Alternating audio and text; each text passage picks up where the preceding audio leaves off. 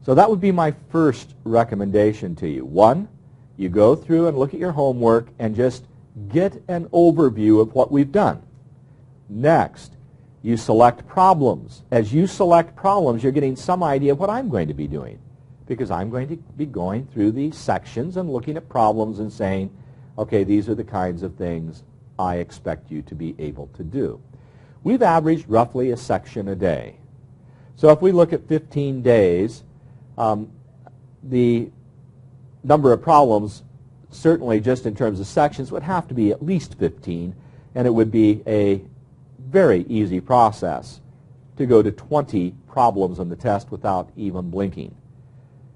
20 is your minimum number of problems on that test. Now the question I have to decide is whether I want multiple parts and problems, or I just want to make them like 30 problems, roughly 3 1/3 points each, and the idea that you would have in a full hour roughly that 2 minutes per problem on the average. Now some problems are going to take less time than that. Word problems are going to take more time than that. So that's where I am in terms of number of sections covered. We're going from chapter 1, and that was really an overview. Then chapter 2 and 3, and so far what we've done at 4 is new material. Of the material, what are some broad areas of coverage that you definitely want to focus on if you in any way feel a little bit unsure of yourself? Before I mention these areas, I want to mention something in quality control called the Pareto principle. Now Pareto, P-A-R-E-T-O, Pareto. It has to do with a statement you have heard popularized, and I'll say it in terms of fishermen because it's the popular one. 20% of the fishermen catch what? 80% of the fish. In quality control, if you have 5 processes involved, one of the 5 most likely accounts for 80% of the rework you do. In test preparation, it amounts to this. Think of all the topics that you would have. Let's just say that there are potentially 5 big areas that we could define. And one of those 5 has you really uptight. What's the danger? If word problems is the area that has you uptight, 1 out of 5, what is the danger that you could get trapped into very easily? Spending 80% of your preparation time on that one topic area. You come to the test, you're still going to have a certain frustration level in that one area. And what didn't you do in the process? You didn't review the bread and butter problems. The problems that if you tried them, carried them through, you would have been able to do. So you studied incorrectly, you studied one area you're still not completely comfortable in doing. So the word problems, for example, you might get 3 out of 5 and then miss little things right and left that pull you down to below a C grade. As opposed to what? Covering all the things that you're feeling comfortable in doing. One of the professors I had, and I didn't hear this until I was in my senior level work as a mathematics major, he made a very interesting statement that seemed so obvious at the time that you never think of saying it. Make sure you can do what you think you can do. If you look at a problem and say, I can do that, and you just look at it and don't try it, you come to the test and suddenly it's a little bit of that writer's block you get when you're trying to write a paper. You know how to spell words like that and this, and you're suddenly blocked and you start writing that and nothing looks right because of the pressure. Those are the kinds of things you're trying to avoid. So again, keep things in balance. I'd spend 80% of my time on the things I'm comfortable in doing. You're only going to find a few things that may have you bugged. 2 principal areas. 1 is the real number properties, and 2 is word problems. My guess is those are the 2 biggest concerns. Right behind that is slope. Okay, we have phone call last time was the wrong number. Let's see what we have today. Good morning, Jim Curl. Hit.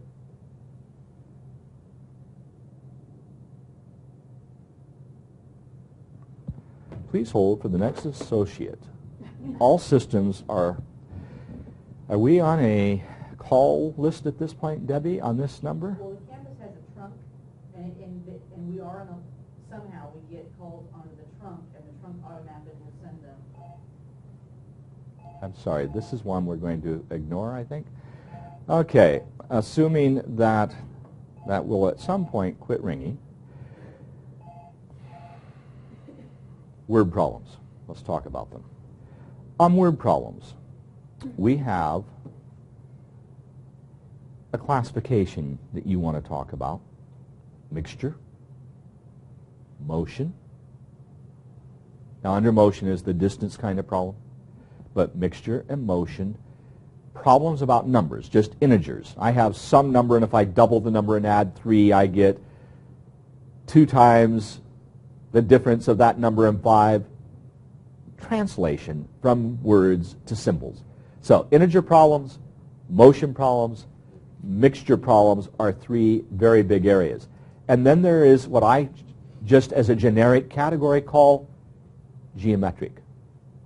The number of degrees in an angle. Remember we had supplementary angles, complementary angles, and you needed to know a little bit about geometry, that there's 360 degrees in a circle, and so on. So those are 4 categories that pretty well cover the most important categories. We have problems about money and tickets. That's sort of a variation on a mixture problem. I would certainly feel in my priorities, integer problems, mixture problems, and motion problems are where I think the 3 broad categories are of most importance. So at least you know my predisposition, writing the test, is to have one of each of those. I may have a problem about tickets or money, or I may do something with geometry, but minimally you're looking at 3 word problems of the type I've said. Please remember, you identify the variable, draw an appropriate diagram, give the equation showing an intermediate step, find the solution to the equation, and then check it in your original problem. So we certainly have 3 there. Let's just for the sake of argument say I have a 25 question test. So if I did, that would be 4 points per question for 3 questions, but that is a letter grade. Okay, so if you had 4 points at 3 problems, if you want to do an A in the test, then you need to be able to do some word problems. If you are totally traumatized by word problems to such a degree that it will destroy you to try a word problem, understand that you can still get a B doing everything else well. Okay? And I think that's an important understanding on your part. Make sure you can do all the things that you thought you could do. Real number system. My first gut level feeling there is a 10-point problem.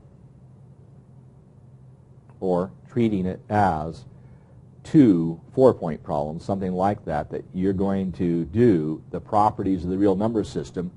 And it's the kind of thing where I may just say, okay, this is worth 2 4-point problems, but I'll take off as many points as you make errors. So how many properties do we have? 11 if we deal with closure, and I expect you to be responsible for closure. So you could lose 11 points on an 8-point problem. Maximum positive points, 8. Maximum loss possible, 11 if you don't do it. And I want those in symbolic form, and we've talked about those. The kind of thing where you say A and B and C are real numbers. They belong to the set R. Then A times B belongs to R. A plus B belongs to R. And I expect you to name the property when you give it, and that would be closure for addition, closure for multiplication. To that extent, very important part of Chapter 1, the real number properties. Another general area that I think seem to be, as I just reflect on what we've done in the weeks, formulas. Taking a formula, simplifying it for another letter. So, for example, we say that the area of a triangle is 1/2 the base times the height. So I give you the formula and ask you to write that expression in terms of solving for h. So it's 1/2 base times height, and if you solve for h, you're going to get 2a over b. I expect you to write the original, show an intermediate step if necessary, and the final result. So formulas. The question was asked earlier, have I already written the test? And the answer is no. What I'm doing with you right now is the kind of reflective thought I go through as I sit down and write the test, and that's the process I'm sharing with you. So in my mind, formulas are up there as a slightly less difficult problem than word problems, but certainly something I expect you to be able to do. Now, on the more recent material, as we think of Chapter 2, again, that's the one was review, recent material you've learned. Ratio and proportion. To be able to do a cross product and solve for a variable. So if I tell you that I have the ratio of two ratios, in essence, the equality of those two ratios is called the proportion, and you do a cross product to solve. That's one of the problems that comes out of Chapter 2 that seems important to me. We made a distinction in Chapter 2 and 3 between linear equations in one variable and in two variables, correct? So let's use that as two broad categories. More recently in the linear equations in two variables, what is a broad area you know you're going to be asked to do? Graphing. You will have something with a linear equation in two variables. What comes to mind at the moment is 2x plus 3y equals 6, that kind of problem where you could do two intercepts and graph the solution set, which we call the line, which is the set of solutions for the equation. And then there is the parabola problem that we just did, and I graded one of those in homework today, where we had, I believe it was y equals 4 minus x squared. I think that was it, and the parabola opened downward, and you plotted some points and drew the parabola. Well, those are two definite graphing problems that are of high importance to me. One of the issues, if I wanted to do 2 or 3 parts in one problem, the graph of y equals 2, a horizontal line. The graph of x equals minus 3, a vertical line. Those are easy problems, but if you haven't reviewed them, potential difficulty. Y equals 3x, a line through the origin. And certainly your ability to take an equation like 2x plus 3y equals 6 and solve for y by itself and get the slope of the line. Remember the nice problem we did with formulas. ax plus by equals c, solve for y. We did that one on the board, and we've talked about that on several occasions. I don't think it really makes a lot of sense for me to sit there and give you a problem where I ask you to graph the point 3,5. I mean, that's sort of I expect you to know how to do that. So when you graph the line that goes with an equation, you're going to demonstrate to me that ability. So I'm not going to bring it down to the level of, here's a point, graph the point. That seems to me to be a little bit too simplistic for the demands that I would like in the test. Now, those were equations in two variables. What's the corresponding part in one variable? Well, this is where you actually solve an equation for a letter. So if we had 2x plus 5 equals 12, 2x plus 5 equals 12, you'd solve that by isolating the x term, divide by 2, and get your solution. The only thing that makes those problems harder is to do what with the original equation?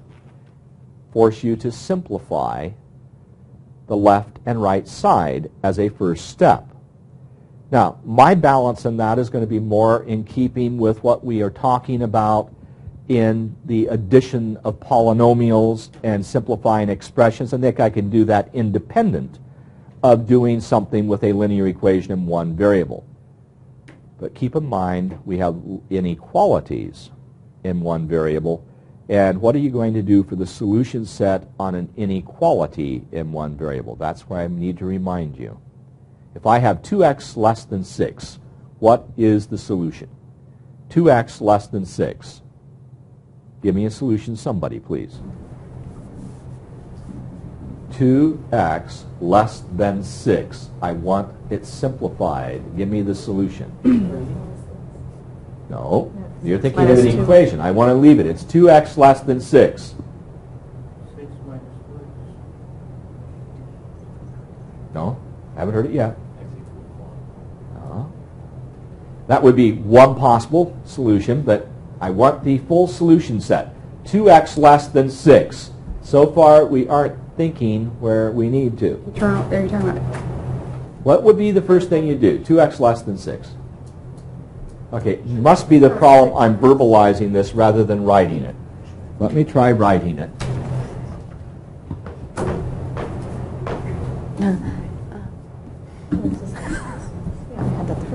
Next step.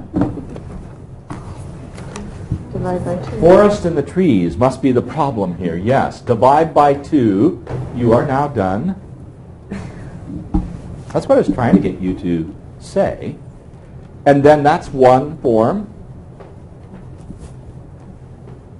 This is the other form of the solution, and yet there is one more, which I was trying to get at. Number line, going in both directions, a 0 here. 1, 2, 3. We have a full circle around the 3, and we show an arrow to the left. The 3 forms of the solution for an inequality. That was a little bit unnerving for me. I was thinking that was an easy question I'd ask you. Less than 6, so I was thinking minus. Yeah, Oh, you were thinking 2x less 6 rather than less than 6. Yeah. English translation. 2x less 6 would be 2x minus 6, but then your next question should have been equals what? Right. Okay? Without the equals what, then you're forced into what I have there. Okay, interesting.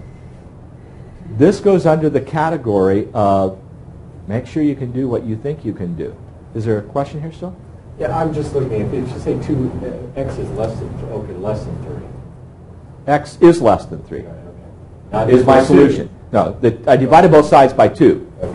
Now, when you said that x at 1 worked, you're right. Right. But so does 1/2.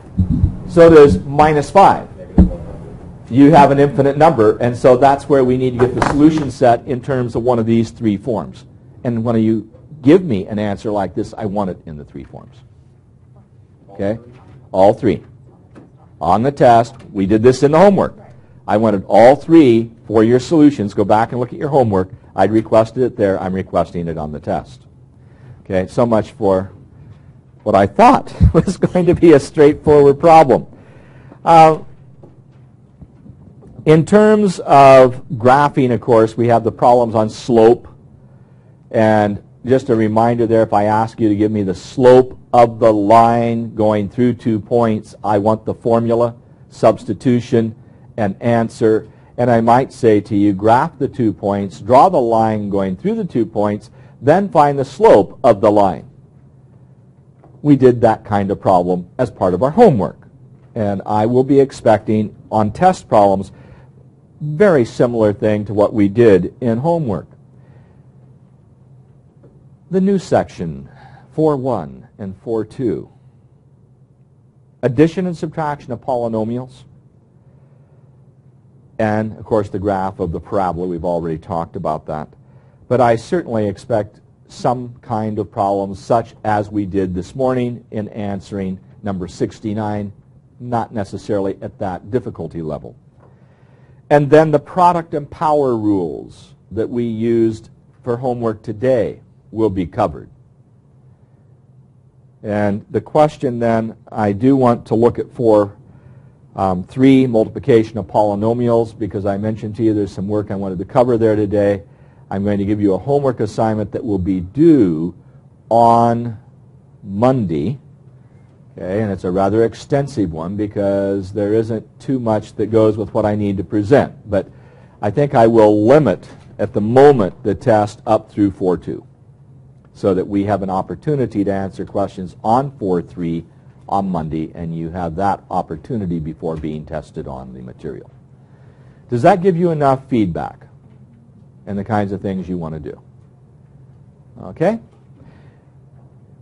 There are 2 specific problems I want to look at, and Debbie, I'll use the sideboard to do that. We're talking about products of polynomials. Now, technically, when I take 2 monomials and multiply them together, I could argue I'm taking products of polynomials, but that's not quite what is intended here. So let me leaf through the material quickly, getting to section 4.3. Okay, the problems are going to be found on page 246, and they fit into roughly 3 separate categories. And one of them we've already done today in a sense, but I'm going to look at page 246. And if you look at number 3, that is so much like the problem we just asked about in terms of last night's homework. You're going to get a positive 40 and an a to the 14th. And there's not a whole lot you have to do there. How is number 6 rather trivial? The distributive property, correct? The same with 9. The same with 11. Those are all using the distributive property. And so as we think of one of those problems, and I think I'll just look at number 6 for a moment. So I don't know if I can again get what I need here under the book to keep this in a stable form. Let's come off there for a moment, Debbie, and let me get it flattened out. And let's now try just going to number 6. Now, that problem is the distributive property. And again, the distributive property in a general form with A, B, and C. So let's look at what the distributive property is saying. It tells you that you multiply the A times the B, and then you multiply the A times the C and add them together. We could generalize this. If you had A times B plus C plus D, you'd have AB plus AC plus AD. So going back to the problem on the document cam, first, number 6, if I have negative 5p times 6 plus 3p, I do want to see an intermediate step. I want to see negative 5p times 6 plus, and I guess I would put the negative 5p in parentheses, and you could get by later on without showing that step, but for an intermediate step right now, it's safe. Negative 30p, then a negative 15p to the second. I don't know if you need to write the p to the first in each of those to keep from getting trapped, but that is a typical problem. Back to the document cam. Notice that, and this was number 6 we just did, but if I look at number 11, where I have a little more complication involved, it's still fundamentally the same problem. And I'm first going to write it out and try to make it legible. 3xy minus 4y. Okay? Now, in this case, what do I have? A very messy expression that I'm multiplying times each of these 3 terms in the trinomial. First step, I think it merits writing out for the moment each of these products just to keep from making careless errors. And it doesn't guarantee you won't make a careless error, but it certainly is going to make it less easy to do so. Now, I'm not going to carry that out, but you get the idea. Okay, back to the document cam. Now, we can't quite see that 13th problem. You can see it on your book. I'm going to move the text up a little bit. The 13th problem involves a binomial out in front of a trinomial. So what are you going to have to do there as you look at that problem? It's still what? the distributive property.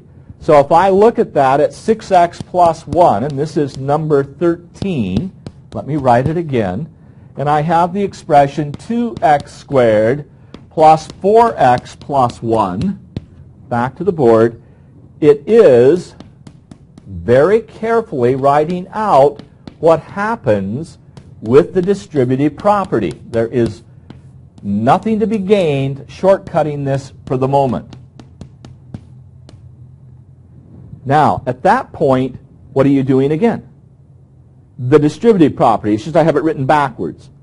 I wouldn't rewrite this, but then you'd say 2x squared times what? 6x plus 2x squared times 1. Then plus 4x times 6x plus 4x times 1. I didn't need that parentheses. Plus 6x plus 1 at the end. I'm not going to finish that one off. Same idea.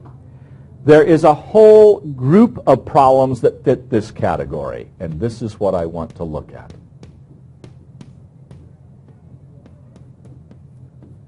This is an easier problem. Instead of a binomial times a trinomial, it's a binomial times a binomial. Now we can do this by what?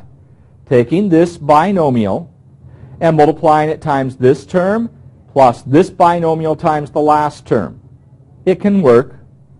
However, the shortcut, because you are going to have 2x times 3x, is to take that product first, the first of each expression, the f of FOIL.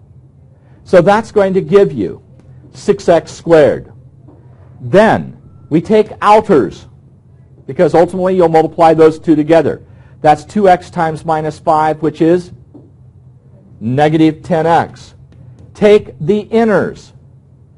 1 times 3x. I'll write it down. Then take the last, which is negative 5. So this is the outers, this is the inners, and you have FOIL for FOIL. What we do is say 6x squared minus 7x minus 5. I expect you to be able to do that technique in your head. Okay? Again, I'm going to write the problem up here with more space.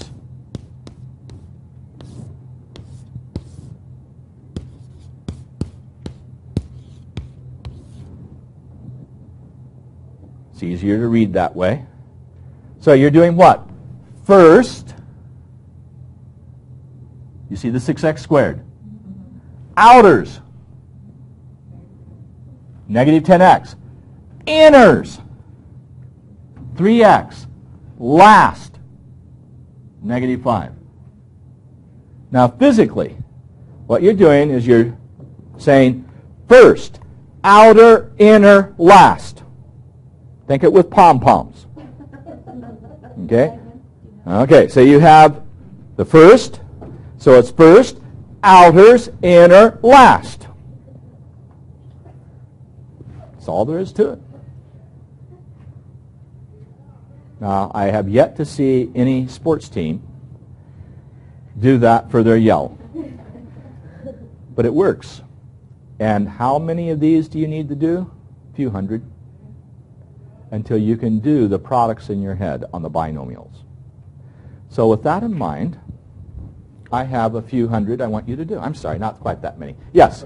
Could you look at it also as just saying, take 3x and multiply by 2x and 1x and then 5, negative 5? Yeah. Be careful what you said, though.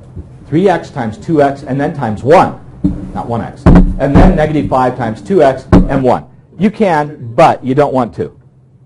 Again, the argument is, if you do first, outer, inner, last, they will, but when you work backwards, that's the key. We are going to reverse this process and call it factoring. And I think you're going to find that if you think of it as FOIL, the factoring will be easier than if you think of it distributive property. We can have that discussion later. But I would encourage you to think of it in terms of FOIL. And this only works on binomial multiple. Yeah, only on binomials, where you have a binomial times a binomial. Now, the first two problems I'm not much excited about. So what I decided is I looked at this yesterday is to go from 3 through 50.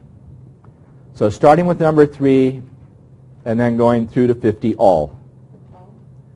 All. Write the problem, show intermediate steps. And on these first problems here, where you're using FOIL, write out the intermediate step. Don't do it in your head. But basically what I'm going to expect you to be able to do, I'm going to ask you to give me an answer looking at the problem without writing anything down, using FOIL and doing it in your head. And we're just going to practice that a little bit. So I might say to Perry, okay, here's the problem. Now, just verbalize the product for me. And you get the 4 terms, add the middle 2 in your head, and give me the answer. And I want us to be able to do that across the board on binomials. Once we can do that well, we should be able to do factoring, which is the reverse process that we're really working toward. Now, there are special forms of these binomials, and what you're being asked to recognize in problems 39 and 40 is a shortcut, in essence. So, in particular, even though they look innocent, 39 and 40 are 2 very important problems. And I don't want to go through them at the moment, but they are important. What we will then do after the test, that'll be on Monday, we'll talk about going back and looking at this, but they're going to be special products that we talk about. And then we're going to ultimately factor. So that's where we're headed. Tomorrow, of course, is the test. I'm down to the last couple of minutes at this point. So, Debbie, who do we have for closing it down? Fleetwood Mac, and I chose Homeward Bound because I figured everybody was going to go home to study. Oh, yes, indeed they are. So, Fleetwood Mac with Homeward Bound. Have a great day.